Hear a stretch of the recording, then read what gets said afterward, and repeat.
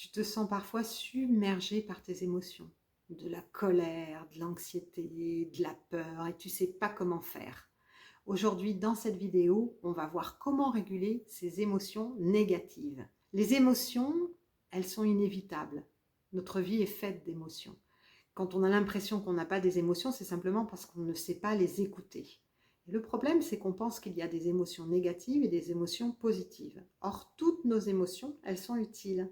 C'est important que tu ressentes de la peur pour te mettre à l'abri du danger. C'est important d'avoir de la colère de temps en temps pour être respecté, pour notifier aux autres quelles sont tes limites. Toutes les émotions, elles sont utiles. Mais parfois, on a du mal à les réguler, souvent parce qu'on ne sait pas comment faire face à une émotion. Elle nous submerge, d'un seul coup, on est complètement emporté. Et la tendance qu'on peut avoir, c'est de refouler nos émotions. Mais en fait, les refouler, ça ne les fait pas disparaître. Au contraire, ça les rend de plus en plus fortes. Je vais te donner un exemple.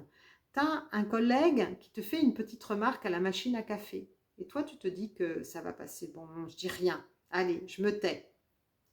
Ça m'agace, mais je me tais. Et du coup, tu te tais, tu ne dis rien.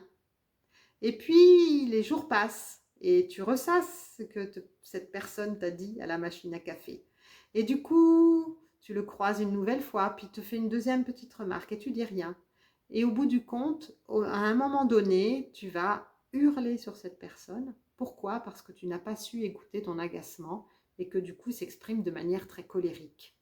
Donc, écouter ses émotions, c'est important. Et les exprimer, c'est important aussi. Exprimer ce qu'on ressent, notamment dans la colère. Parce que si on laisse l'agacement grandir, il va finir par se transformer par une tempête, une tornade, un ouragan. Donc, en apprenant à mieux réguler tes émotions, tu vas apprendre aussi à mieux les exprimer et à mieux savoir quel est le besoin qui est caché derrière. Puisque, tu vois, on l'a vu, la peur, c'est un besoin de sécurité. La colère, c'est un besoin de respect, par exemple, ou de poser ses limites. La tristesse, c'est un besoin d'être rassuré, consolé, câliné, réconforté. Et pour ça, tu ne peux pas réguler tes émotions si tu ne sais pas comment les repérer. Donc, pour repérer une émotion, tu vas commencer par voir les moments qui sont stressants. Par exemple, tu peux avoir des moments où tu te sens un peu stressé. D'essayer d'identifier, tiens, est-ce qu'il y a une émotion particulière qui est cachée derrière? Pour ça, tu peux essayer de voir qu'est-ce que tu te racontes à ce moment-là. Par exemple, tu es stressé au travail parce que tu vas avoir une réunion avec des gens importants. Tu peux essayer de repérer que, tiens, dans ce moment-là, tu as tendance à avoir peur de ce qu'on va penser de toi. Tu vas avoir peur du regard des autres. Tu peux avoir peur de faire une gaffe. Ou tu peux être en colère parce que tu n'as pas le temps d'aller à cette réunion et du coup, tu es en train de perdre ton temps pour aller à cette réunion. Et du coup, ton discours intérieur, tout ce que tu te racontes, va déterminer un peu l'émotion que tu ressens.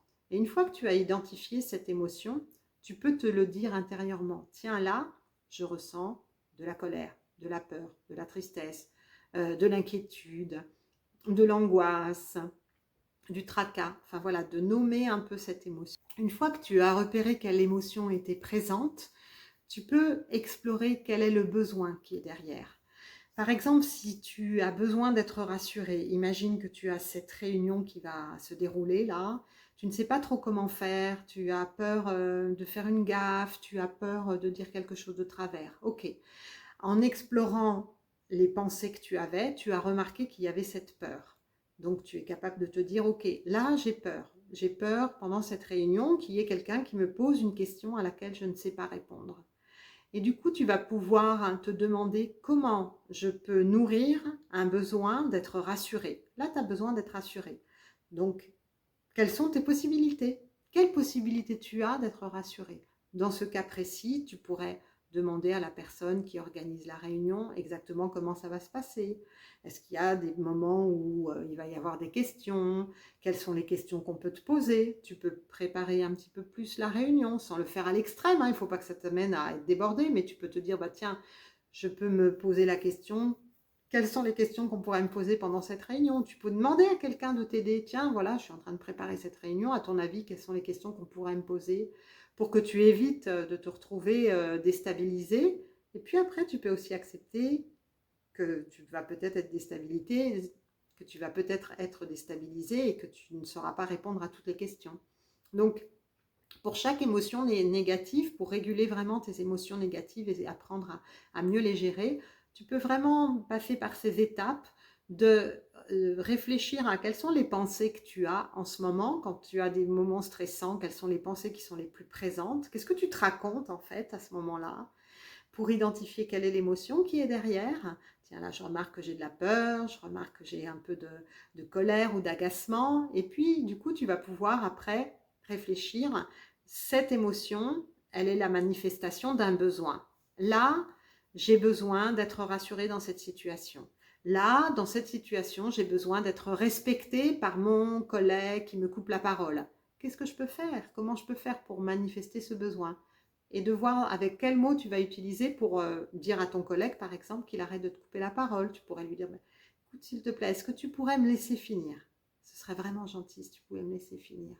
Tu vois, tu vas trouver le moyen de faire respecter ce besoin que tu as et qui est présent quand tu as une colère vis-à-vis de quelqu'un. Donc voilà, j'espère que cette vidéo va t'aider à réguler tes émotions négatives. Si tu as des questions, n'hésite pas, laisse-les en commentaire. Et si tu as aimé, un petit like, tu viens t'abonner et comme ça, tu seras au courant de la suite. À tout bientôt, ciao ciao.